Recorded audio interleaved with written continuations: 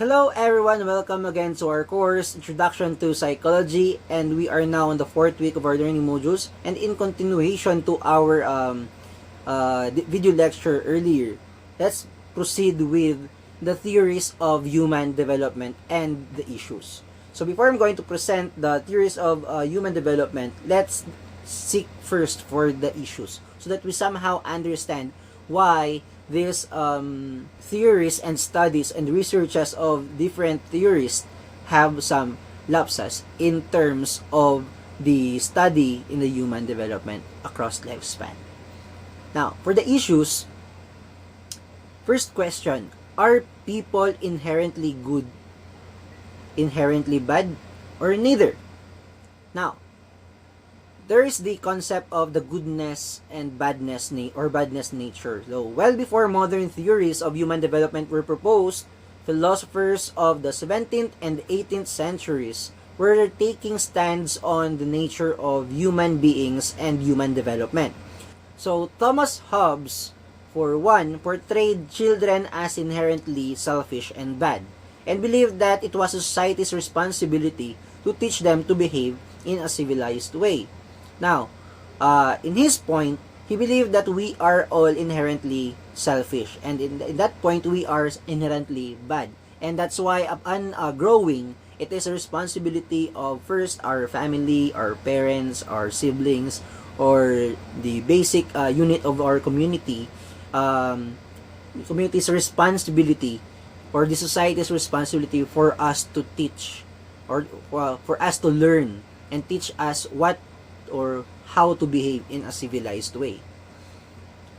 In contrast, Jean-Jacques Rousseau, he is a very famous in his statements of we are free but everywhere in chains, and it is a concept of freedom in philosophy. He argued that children were innately good, that they were born with an intuitive understanding of right and wrong, and that they would develop in positive direction as long as society did not interfere with their natural tendencies. So, in contrast, he believed that we are inherently good, and it is the society who is doing something to us, which makes us learn how to do some of the bad or negative ways, and how the, not only specific on the negative and the bad ways, but the society may have a great impact of who we will be, and how will we grow as an individual. So in the middle was English philosopher John Locke. He's in between, that who maintained that infants are tabula rasa, or the blank slates, waiting to be written on by their experiences. That is, children were neither innately good or innately bad, but could develop in any direction depending on their experiences. So again, in this concept of tabula rasa, or the blank slate, we are blank. We are somehow pure. Not good, not also bad, but it is how we experience life, and that's how we develop our goodness and badness within ourselves. And that's how John Locke mediated to the concept of Jean-Jacques Rousseau and Thomas Hobbes. Now, next question.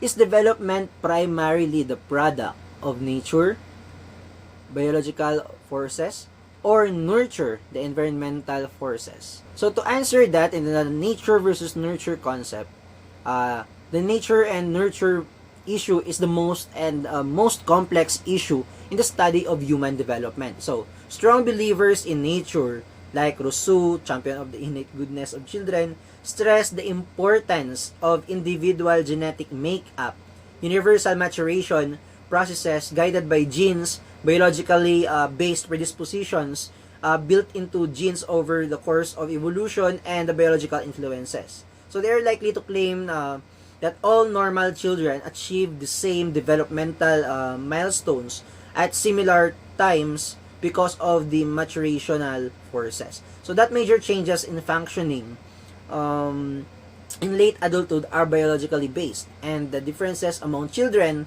or adults are largely because of the differences in genetic makeup and physiology. And for the next question, do humans actively shape their own environments and contribute to their own development? Or are they passively shaped by forces beyond control. Now, and here's the concept of activity versus passivity.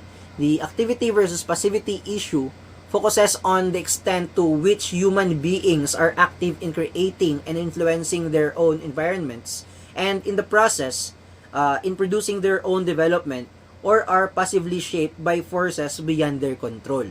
So some theorists, following the tradition of Rousseau, they believe that humans are curious, active creatures who concentrate their own development by exploring the world around them and shaping their environments. Next issue, next question. Do you believe that humans change gradually in ways that leave them not so different from the way they were before, or you believe humans change abruptly and dramatically? So here's the point of gradual and abrupt. Now, we have here the continuity and discontinuity concept. And one aspect of the continuity and discontinuity issue focuses on whether the changes people undergo over lifespan are gradual or abrupt. As what I have said earlier, the point here is if it is gradual or abrupt. Now, continuity theorists view human development as a process that occurs in small steps. It is gradual, without sudden changes. And as when grade school children gradually gain weight from year to year.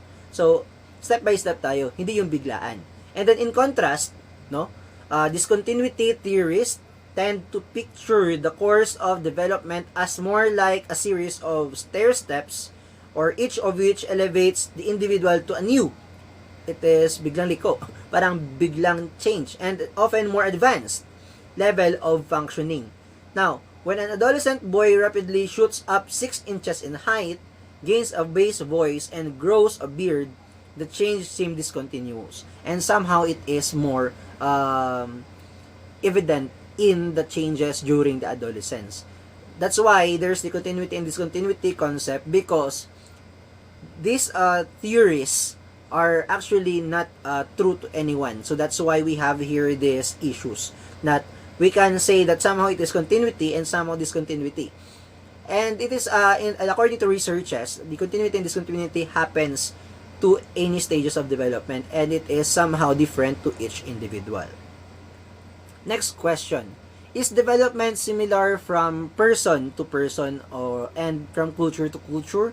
Or do pathways of development vary considerably depending on the social context? So we are focusing here again to the environment, and if it is true to each context or into each culture. Now, we have here the concept of universality and context specificity. So the developmental theorists often disagree on the universality, context, specificity issue, or the extent to which development changes are common to all humans, or universal, or to different across cultures, subcultures, task, context, and individuals, and that is context specific. Now, the stage theorists typically believe that the stages they propose are universal.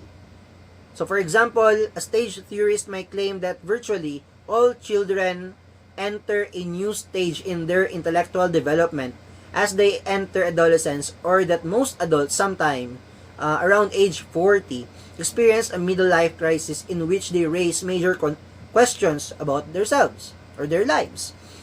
And from this perspective, the development proceeds in certain universal direction. So that's how they see it, and that's how they see that this is true to everybody. So I guess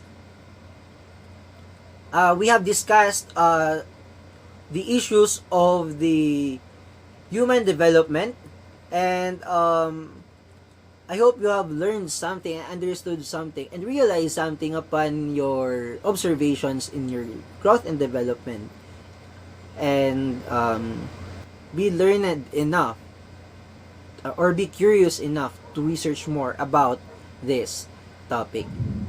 See you in the next video lecture.